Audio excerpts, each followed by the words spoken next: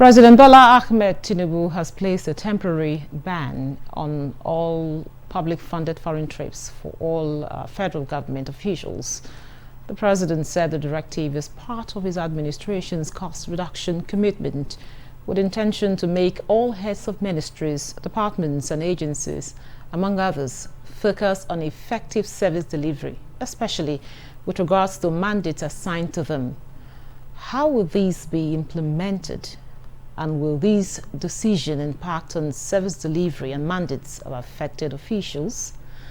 This and more will be the focus on tonight's program. Thanks for joining us. Welcome to Nigeria Today. I am Ikeria Clinton.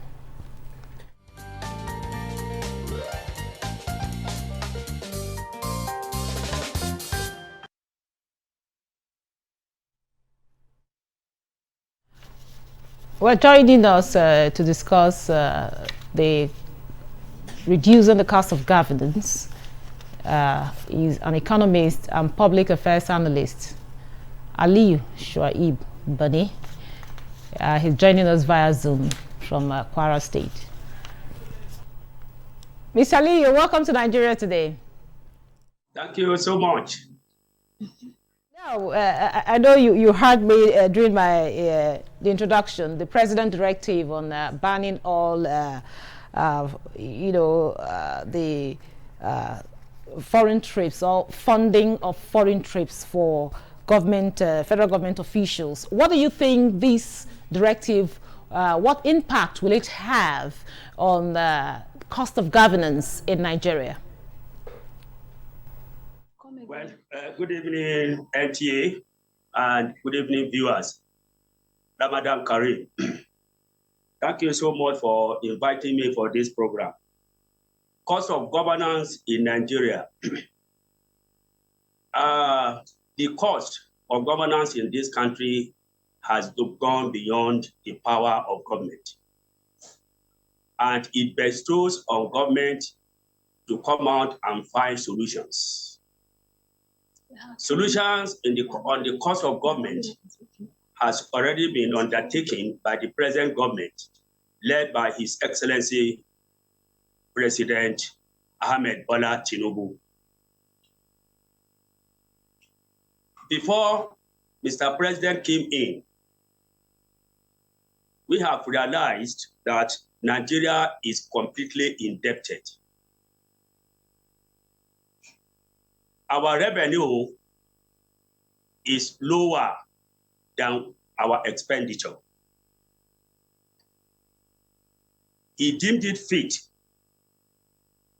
to direct Nigeria at the right path. And the only way we can do that is by looking into our government, into our system of government.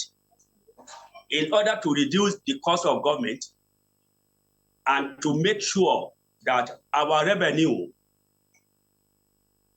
is more than our expenditure.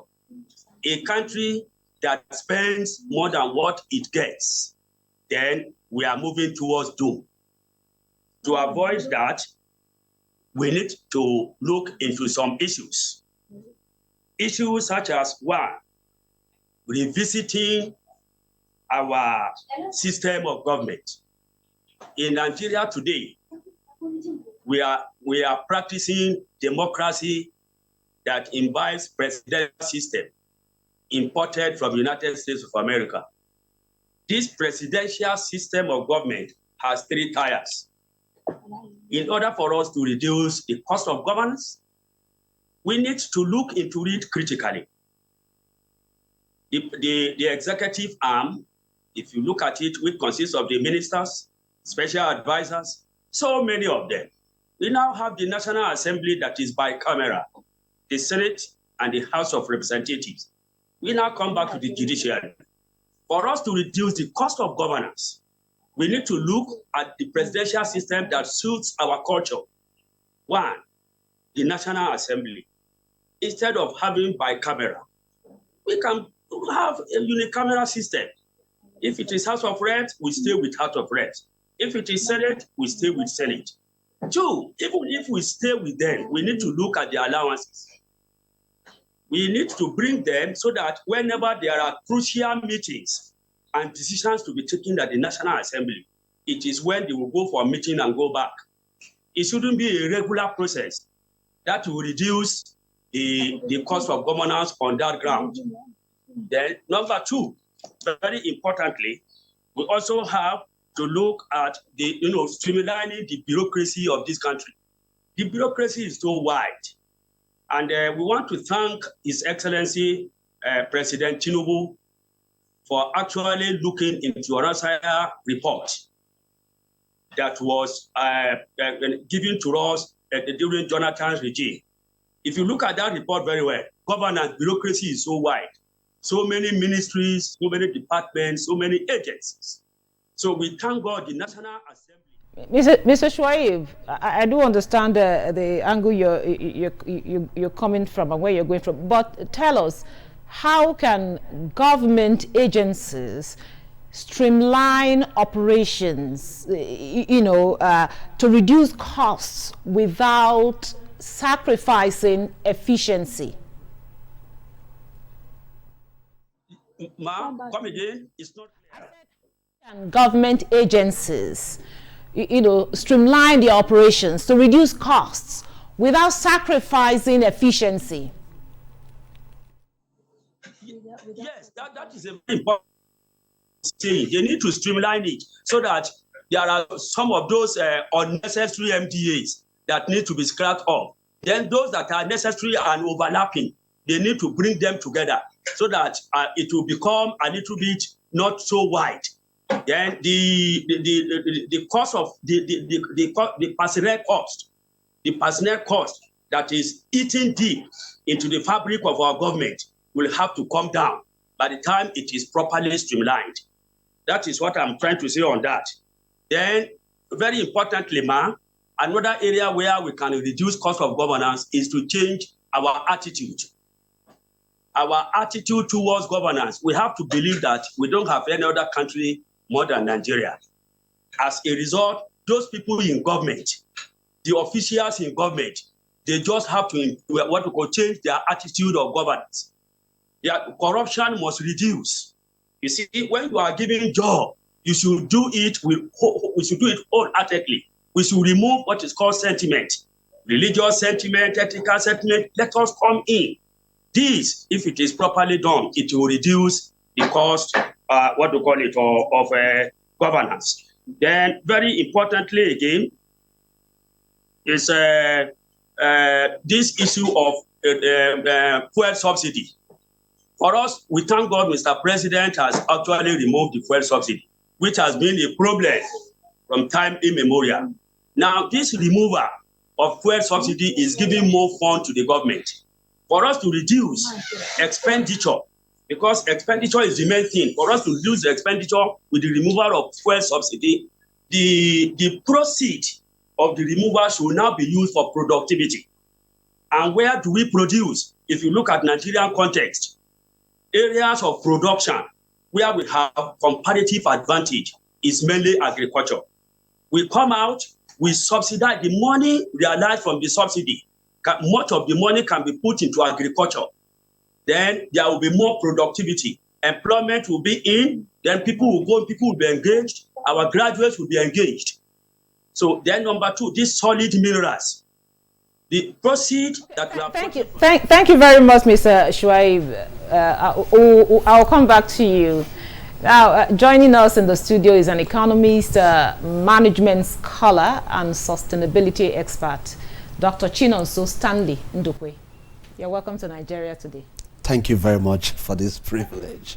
Now we are actually talking about reducing the cost of governance, and of course, recently the president, banned all foreign trips, funded foreign trips for all federal government officials. Now we are talking, in your own opinion, what impact will this directive have on cost of governance in Nigeria? Thank you very much for that beautiful question.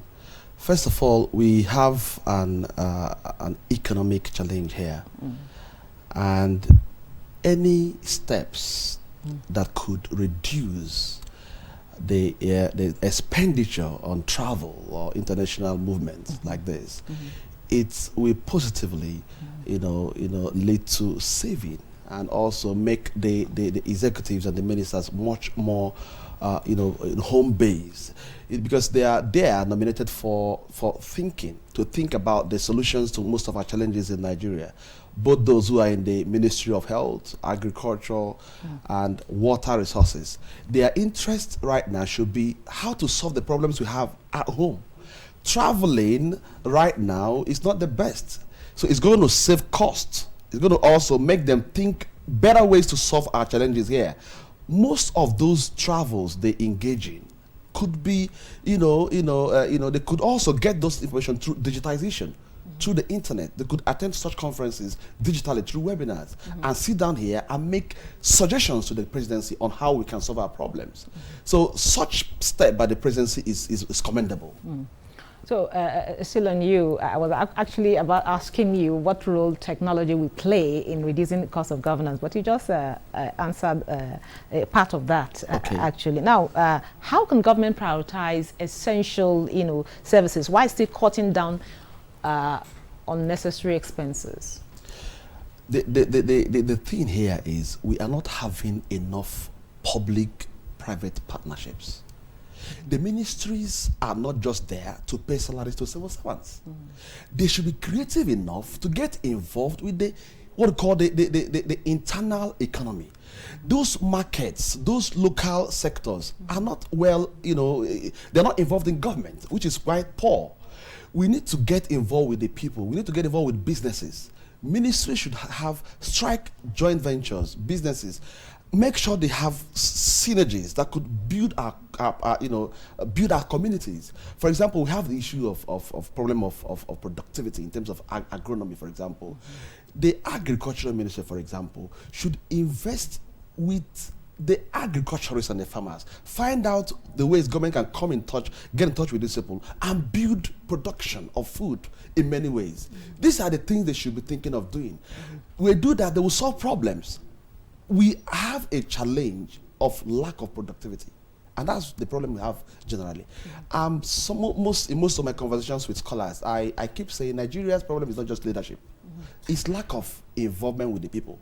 We have many creative people in different sectors, in the ICT, in the agro sector, in the media sector, but they are not well supported by government. There's no synergy. The essence of government is to build the people, build the communities, build the businesses, find out who is doing what, and find out how to support them with the funds we have within the ministries. If we do that, the issue of cost of governance will not be a problem, because these ministries are now becoming more productive, creating more jobs, involving themselves with what is happening in the communities. So that's why people are challenged. They're saying that the government spends a lot on the ministries, because what they are getting, they are not using it or utilizing it to build the people. So that's the problem we are having today. Thank you very much. This is Still Nigeria Today. We'll take a short break now and listen to the reaction from Nigerians on the initiative, on the directive rather. Please don't go away.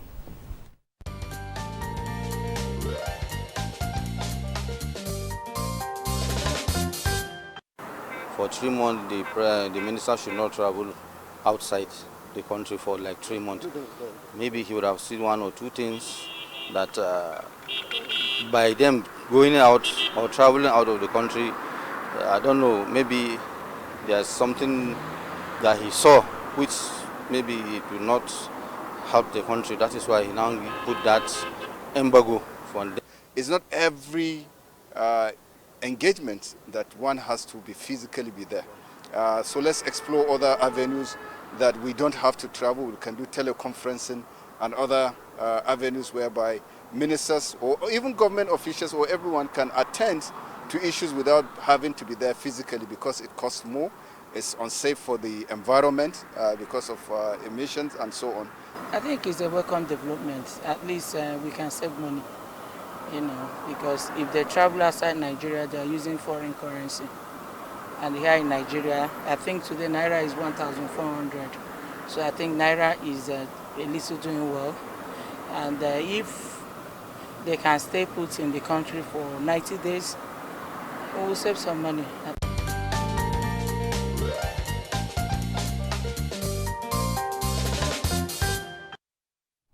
Welcome back. This is still Nigeria Today, and we are looking at reducing costs of governance. And I have two gentlemen with me, one in the studio and, of course, one via Zoom. So, Shuaib, you heard the reaction of people there. Now, the ban is just for 3 months. Beyond 3 months, what would you, advise? What would you want to see? I mean, when the ban is over? Well, although your question is not clear, but what I will now come out to say, what do we think government can do more to reduce cost of governance? Yes. I will now come out to say, what do we think government can do to reduce cost of governance? Yes, number one, our budget system. You see, our budget system should be properly looked into. That is very important. We should look into the budget very well to make sure that it is properly scrutinized, so that the productive areas where we know the country will actually produce and have comparative advantage, that is where much of our resources will be allocated into. Then when we have productivity, we are expecting more revenue. Then very importantly, we should also concentrate on security. By the time there is security, much of our funds must be allocated into the modern system of security outfit, so that our farmers will be able to go to the farms freely. Then another very important area that we can advise the government is, as I have said earlier, we should make sure we run away from corruption. The present government is actually appreciated for fighting this corruption. All institutions should be strengthened, because we need strong institutions. That will be the only way by which we can improve our economy. Mr. Shuaib, back to you, Mr. Dr. Chinonso. Yes, please. You talked about private-public partnership or public-private partnership. I want you to, open our eyes more on what the role of this partnership, the public-private partnership, in cutting the cost of governance, and how effective do you think it will be? And also tell us also, beyond the 3 months, like I asked him, yes, what areas do we want to see this cutting the cost of governance? Thank you very much. Thank you very much. I would want to start from the second question. First, there should be focus. Mm-hmm. You see, fragmentation or getting involved in different sectors as a focus point or focal point would terminate the government's interest in achieving something great. Mm-hmm. The government should look at the 5 important sectors that are being challenged today, that is affecting every other thing we are having in Nigeria. Focus on those areas and save money. Focus on healthcare, for example. This country, at this level we are today, as an oil democracy, should be able to afford healthcare for every child, every woman, at the stage where we are right now. Focus on solving the health challenges we have. Focus on agriculture. These are areas that will save costs and also build the economy.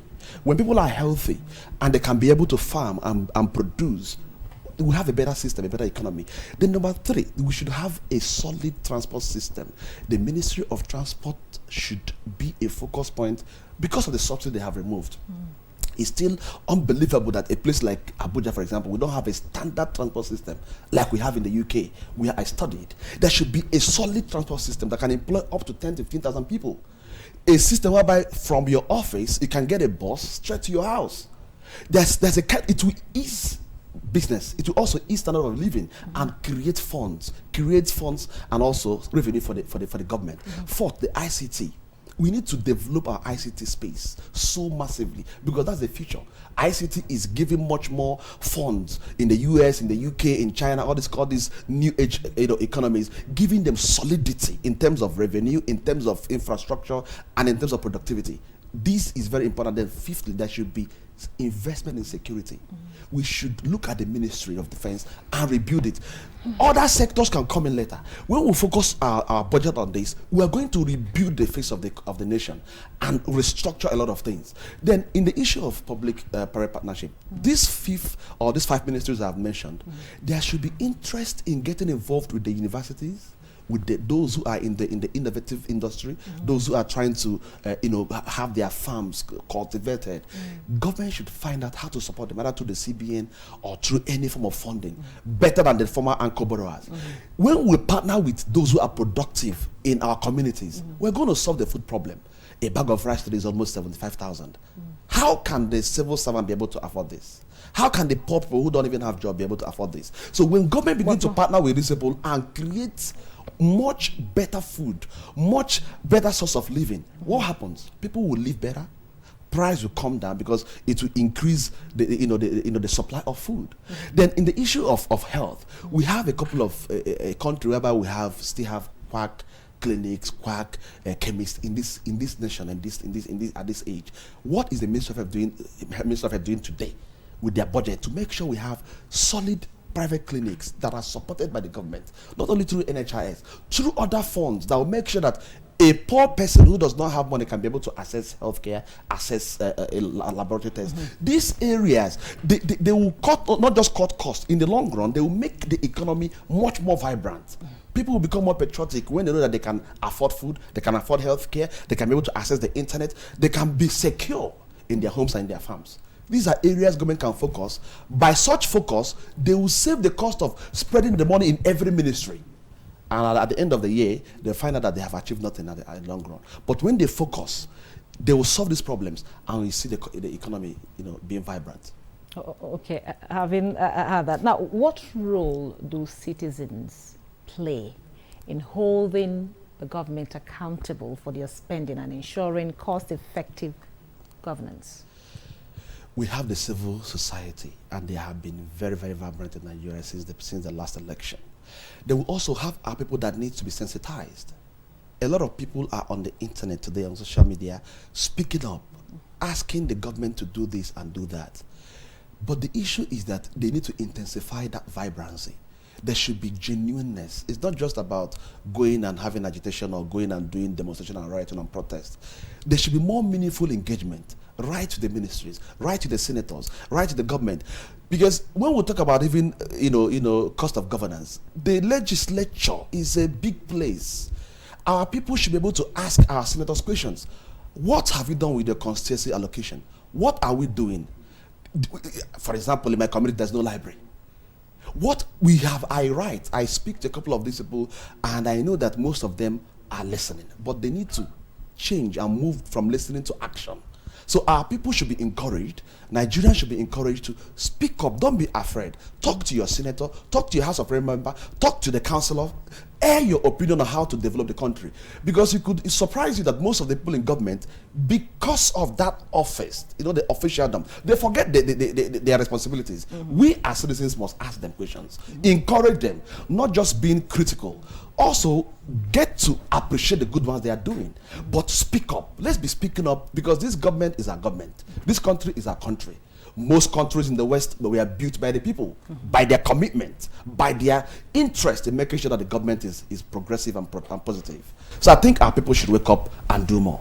Thank you very much, Dr. Chinonso Stanley Ndukwe. He's an economist, management scholar, and a sustainability expert. Thank you for your time and your thoughts. It's my pleasure. Thank you. And also, we also had Aliyu Shuaib Boni, who is an economist and public affairs analyst. Thank you for your time and your contribution. Thank you for your time. So much, ma. It's a pleasure. And thank you for being part of the program. Don't forget, Nigeria Today is weekday at 7:30 p.m. on NTA News 24. You can also watch this episode and others on www.youtube.com/NTA News 24 Hub. Thank you for watching. I am your carrier, Clinton. Goodbye.